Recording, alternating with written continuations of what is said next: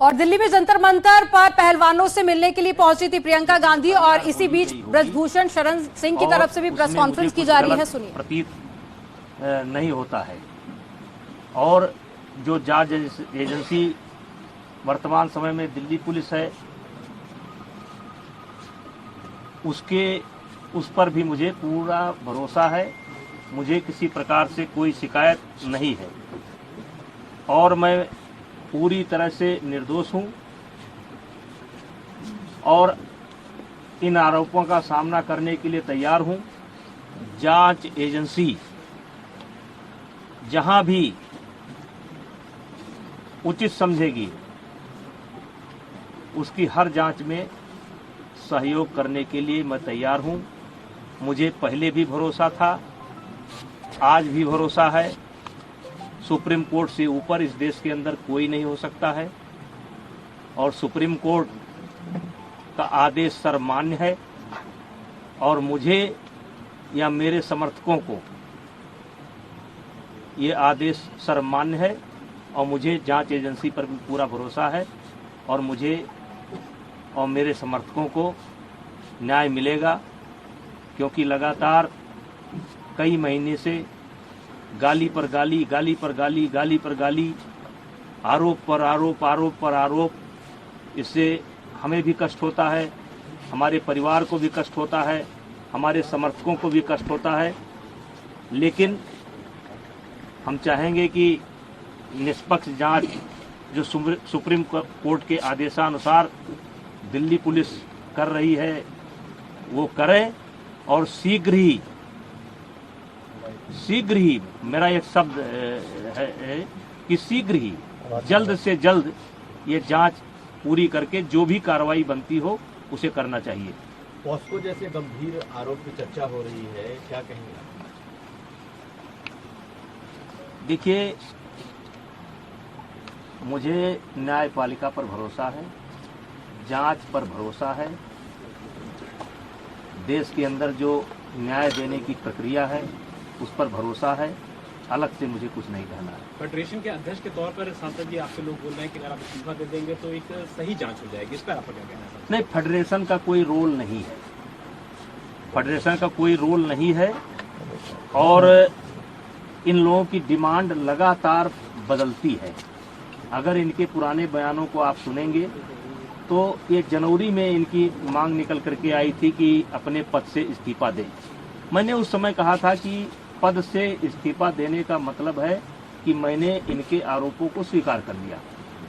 मेरा कार्यकाल लगभग पूरा हो चुका है।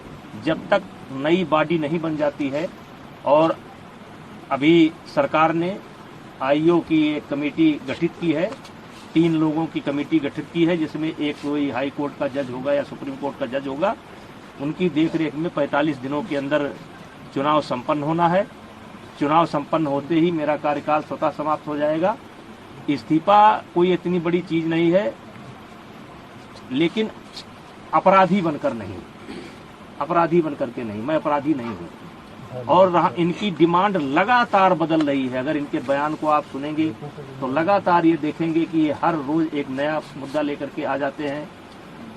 इन्हीं के कहने पर जांच कमेटी बनी, इन्हीं के कहने पर एक व्यक्ति ऐसा है जिसको जांच कमेटी में शामिल नहीं होना चाहिए था, उसको भी सरकार ने शामिल किया। मुझे आपत्ति करनी चाहिए थी, मैंने कोई आपत्ति नहीं की। जांच कमेटी की रिपोर्ट लगातार इनके पास पहुंच रही थी।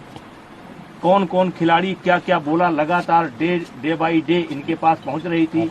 इनको जब आभास हो गया कि जांच कमेटी में कोई आरोप सिद्ध नहीं हो रहे हैं तो इन्होंने कमेटी के सार्वजनिक होने का इंतजार भी नहीं किया और ये सुप्रीम कोर्ट चले गए और एक कोई नया मामला लेकर के भी गए हैं और सुप्रीम कोर्ट में नया मामला लेकर के गए हैं और इन्होंने जिन बच्चों को पहले पेश किया है, कोई नाबालिग मैं नहीं जानता, एक ऐसा हवा में निकल करके आ रहा है कि उसमें से कोई नाबालिग है। तो मेरा सवाल यह है कि उसको जांच कमेटी के सामने क्यों नहीं पेश किया गया। और मैंने एक ऑडियो दिया है जिसमें एक खिलाड़ी मैंने एक ऑडियो दिया है जिसमें धरने पर बैठा हुआ एक खिलाड़ी किसी लड़की से कह रहा है कि किसी भी लड़की का इंतजाम कर दो, किसी भी तरीके से इंतजाम कर दो। मतलब ये 4-4 महीना मेरे खिलाफ लोगों को उकसाएंगे, भड़काएंगे, सबूत इकट्ठा करेंगे और फिर 3 महीने बाद एक ले जा करके फिर किसी न किसी को पेश कर देंगे। चलिए, मुझे उस पर भी कोई आपत्ति नहीं है, ये काम जांच एजेंसी का है, वो जांच एजेंसी अब काम करेगी। लेकिन हमने तो लगातार सरकार के फैसले का सम्मान किया और ये लगातार इसका उल्लंघन कर रहे हैं। रोज रोज ये नई डिमांड लेकर के आ जा रहे हैं। अब जांच एजेंसी की रिपोर्ट सार्वजनिक होने का इनको इंतजार करना चाहिए। फिर ये धरने पर बैठ गए। अब धरने पर बैठ गए, पहले इनकी मांग थी एफआईआर की जाए। चलिए भाई, इनकी मांग स्वीकार हो गई, अब एफआईआर हो गई। अब इनको चाहिए, अब कहते हैं कि जेल के अंदर होना चाहिए, सारे पदों से इस्तीफा देना चाहिए। तो ये जो मेरे पास, मैं लोकसभा का सदस्य हूँ, ये पद मुझे दिनेश फोगाट की कृपा से नहीं मिला है, हमारे क्षेत्र की जनता ने मुझे दे रखा है। और एक बार नहीं, 6-6 बार दे रखा है। 6-6 बार मुझको दिया, मेरी पत्नी को दिया, और उनको उनकी कृपा पर नहीं है। और कुश्ती संघ का अध्यक्ष पद भी उनकी कृपा पर नहीं है। मैं चुनाव लड़ करके जीता हूँ। और आपके माध्यम से आप सवाल पूछेंगे तो मैं कहना चाहता हूँ, एक ही परिवार और एक ही अखाड़ा क्यों? हरियाणा के अन्य खिलाड़ी क्यों नहीं? हिमाचल के, महाराष्ट्र के, मध्य प्रदेश के, केरला के, कर्नाटका के, तमिलनाडु के, बंगाल के, आसाम के, देश के अन्य प्रांतों के खिलाड़ी क्यों नहीं? 12 साल से लगातार इनके साथ यौन उत्पीड़न होता है, केवल इनके साथ। वो यौन उत्पीड़न देश के अन्य खिलाड़ियों के साथ क्यों नहीं होता है? केवल एक ही अखाड़ा और एक ही फैमिली, एक अखाड़ा एक फैमिली। बाकी हरियाणा का 90% खिलाड़ी और 90% गार्जियन ब्रजभूषण सिंह के साथ है। क्योंकि मैंने काम किया है, मैंने खेल को जहां तक सेवा दे सकता है ईमानदारी से सेवा दिया है। और इसीलिए आज देश का एक, जबकि इन्होंने कोई कसर नहीं छोड़ी है, इन्होंने कोई कसर नहीं छोड़ी है कि कोई निकल करके आ जाए। लेकिन एक सवाल मैं मीडिया के माध्यम से, आपके माध्यम से रखना चाहता हूं कि 12 साल से इनके साथ ही हो रहा है, एक अखाड़ा एक फैमिली।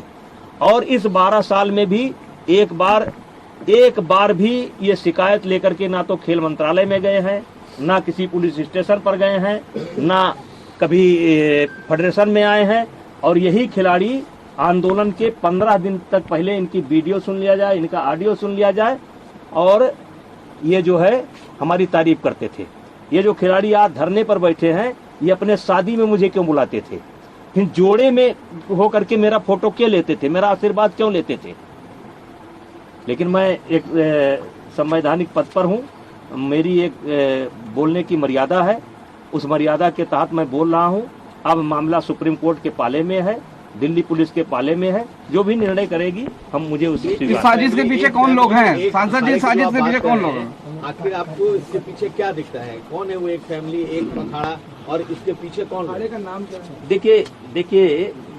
देखिए, मैं शुरू से कह रहा हूँ कि इसमें एक उद्योगपति का हाथ है, कांग्रेस का हाथ है। मैं शुरू से इस बात को बोल रहा हूँ। एक उद्योगपति, मैंने नाम नहीं बोला है कौन सा उद्योगपति, देश के कुछ उद्योगपतियों का इसमें हाथ है जिनको मुझसे कष्ट है, और कांग्रेस का हाथ है। शुरू बोला था और आज दिखाई पड़ गया कि किसका हाथ है।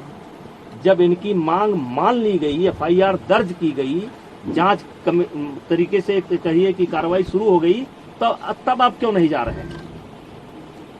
अब क्यों मोदी जी के खिलाफ बोल रहे हैं? अब क्यों खेल मंत्रालय के खिलाफ बोल रहे हैं? अब क्या जरूरत है? पप्पू यादव को बुलाने की क्या जरूरत है? केजरीवाल को बुलाने की क्या जरूरत है? वो कोई रिटायर गवर्नर है, क्या नाम उसका, सतपाल मलिक को बुलाने की क्या जरूरत है? प्रियंका गांधी जी को तथ्य मालूम नहीं है। जिस दिन प्रियंका गांधी जी को तथ्य मालूम होगा कि दीपेंद्र हुड्डा ने कहां ला करके मुझे फंसा दिया, उस दिन उनको मालूम पड़ेगा। ये जांच की रिपोर्ट आएगी तब उनको मालूम पड़ेगा गलत जगह पर फंस गए। आज जो कांग्रेस की दुर्गति हो रही है ना, इसीलिए हो रही है कभी वो सर्जिकल स्ट्राइक पर सवाल उठाएंगे, कभी एयर स्ट्राइक पर सवाल उठाएंगे, कभी कोरोना पर सवाल उठाएंगे। अब पूरा मामला पता नहीं क्या जंतर मंतर पहुंच गए। जांच का इंतजार कर लेते, दिल्ली पुलिस की रिपोर्ट का इंतजार कर लेते, तब जंतर मंतर पहुंचते। राजनीतिकरण हो रहा है, आम आदमी पार्टी पहुंच रही है केजरीवाल। ये राजनीतिकरण शुरू से, मैं तो फर्स्ट डे से कह रहा हूं कि ये खिलाड़ियों का धरना नहीं है, ये कुछ षड्यंत्रकारी लोग हैं जो हमारी पार्टी को नुकसान पहुंचाना चाहते हैं, जिसमें मुझे मोहरा बना रहे थे। यानी कि निशाना जरूर आपके ऊपर है, लेकिन लक्ष्य दूसरा है कोई नहीं, निशाना हमारे ऊपर है, हम बहाना है, निशाना और है, और निशाना आ रहा है। आज देख लिए जैसे जांच कमेटी पर आपने कैसे सवाल खड़ा कर दिया। आपके कहने पर एक ऐसे व्यक्ति को कमेटी में शामिल किया गया जिसको नियमतः नहीं शामिल किया जा सकता था, क्योंकि उसी ने धरने की परमिशन ली थी, और उसके बावजूद भी उसको कमेटी में शामिल किया गया। आपको लगता है सरकार झुकती चली गई है इन लोगों के साथ? यही वजह है कि मांग भी बढ़ती चली गई। अब देखिए, मैं सब चीजों पर नहीं बोल सकता। मामला सुप्रीम कोर्ट में है और सुप्रीम कोर्ट के संज्ञान में है और पुलिस के निगरानी में है। मैं बहुत कुछ नहीं बोल सकता। सांसद जी, आप इस बात का आपने दबाव बात कही थी महसूस कि कर आपने रहे जो हैं? ऑडियो थी वो ऑडियो किसको दी है? वो जो खिलाड़ी की ऑडियो, जांच कमेटी को। कौन खिलाड़ी था ये? ये कोई जरूरी है भाई? जांच कमेटी को दे रखी है। वो लड़कियों से बात करता है कि भाई देखो, कोई लड़की बात कर लो, कोई लड़की किसी भी तरीके से कोई लड़की ले आओ, और ले आए। क्योंकि जो आईओ के सामने जो बच्चे पेश हुए हैं या जो बच्चे ओवरसाइट कमेटी के सामने पेश हुए हैं, उसमें वो बच्चा नहीं था। यद्यप मुझे उस बच्चे का नाम पता भी नहीं मालूम है, लेकिन वो बच्चा नहीं था। सांसद जी, जैसे कि 16 से 18 जब खेल हुआ, तो क्या इस खेल को जो पहली बार रोका गया था और दोबारा हो गया, इसके बाद ये टाइमिंग क्या कैसे देखा जाए कि ये धरना शुरू हो गया? अब देखिए, बहुत अच्छा सवाल आपने किया। ये कहते हैं कि मुझे कुश्ती को बचाना है, इसलिए हम इस धरने पर बैठे हैं। हमारे देश को एशिया चैंपियनशिप जूनियर अलॉट थी, आपने पत्र लिख करके उसको कैंसिल करवा दिया। ये इन्होंने कुश्ती को बचाया। दूसरा, ओपन नेशनल टूर्नामेंट हो रहा था, उसको इन्होंने रद्द करवाया। एक काम ये उन्होंने कुश्ती को करके बचाया। महिलाओं का कैंप चल रहा था, बच्चियां आ चुकी थी, उनको कैंप छोड़ करके भागना पड़ा और वो आज तक कैंप नहीं लग पाया। ये इन्होंने कुश्ती को बचाया। और जब ओवरसाइट कमेटी बनी थी तो उसमें 3 सप्ताह का समय दिया गया था। 3 सप्ताह के बजाय मैंने 3 महीने तक वेट किया, और जब ओवरसाइट कमेटी समाप्त हो गई, उसने अपना कार्यकाल समाप्त किया, क्योंकि हमारी फेडरेशन को भंग नहीं किया गया था। हमारी फेडरेशन को भंग नहीं किया गया था। जब ओवरसाइट कमेटी ने अपने आप को ये हो गया कि अब ओवरसाइट कमेटी नहीं है, तो चूंकि देश में जैसे इस समय एशिया चैंपियनशिप होना है, फिर वर्ल्ड चैंपियनशिप होना है, हमारे यहाँ खेल रुका हुआ है, कोई नेशनल नहीं हो रहा है, कोई ओपन नेशनल नहीं हो रहा है।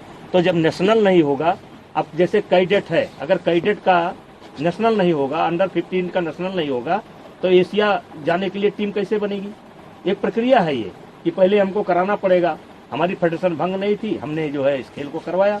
अब ये खेल को करवाया तो हमने भाई हरियाणा के खिलाड़ी लड़े, बहुत बड़ी संख्या में लड़े, बच्चे मेडल लेकर के गए।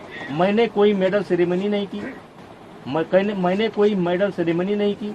मैं कभी अखाड़े पर नहीं गया, मैं जो है बैठ करके अपनी कुश्ती को देखता रहा। कुश्ती देखने का अधिकार मुझको भी है।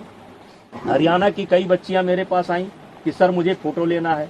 हमने कहा बेटा आज फोटो खिंचाओगे और कल इसी फोटो पर मुकदमा लिखाओगे। उन्होंने कहा नहीं सर मुझे तो लेना ही लेना है। फिर उनकी माँ निकल करके आ गई, सर मुझे लेना ही लेना है। फोटो ले गए, और उसके बावजूद भी मैं मेडल सेरेमनी नहीं किया। लेकिन ये कहते हैं कि मुझे खेल को बचाना है, तो खेल को बचाना है तो नेशनल को बंद कर देना है, ओपन नेशनल को बंद कर देना है। ये खेल को बचा नहीं रहे हैं, और ये आने वाले समय में पता चलेगा कि इस 4 महीने के अंदर इन्होंने खेल का कितना बड़ा नुकसान कर दिया है। सांसद जी, इंटरनेशनल लेवल के खिलाड़ी नेशनल में भाग लेना नहीं चाहते थे, आप चाहते थे कि जो उत्तर प्रदेश के खिलाड़ी हैं, दूसरे राज्यों के खिलाड़ी हैं, वो भी भाग लें ताकि एक्चुअल जो खिलाड़ी अच्छा परफॉर्म कर रहे हैं वो आगे निकाल सके। क्या एक ये भी बड़ा कारण है जिसकी वजह से वो लोग जो उसमें धरने में बैठे हुए हैं आपके खिलाफ बैठे हुए हैं? देखिए, एक समय ऐसा था कि टीम कहीं की हो, खिलाड़ी हरियाणा के रहते थे। मैंने उस पर प्रतिबंध लगाया, लेकिन मैंने प्रतिबंध लगाया कि हरियाणा का खिलाड़ी अपने ही राज्य से खेलेगा।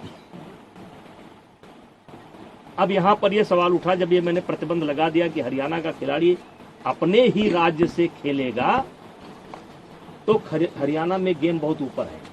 हरियाणा में 10वें नंबर का जो बच्चा होगा, 12वें नंबर का बच्चा होगा, वो भी कई राज्य ऐसे हैं उनसे अच्छा है।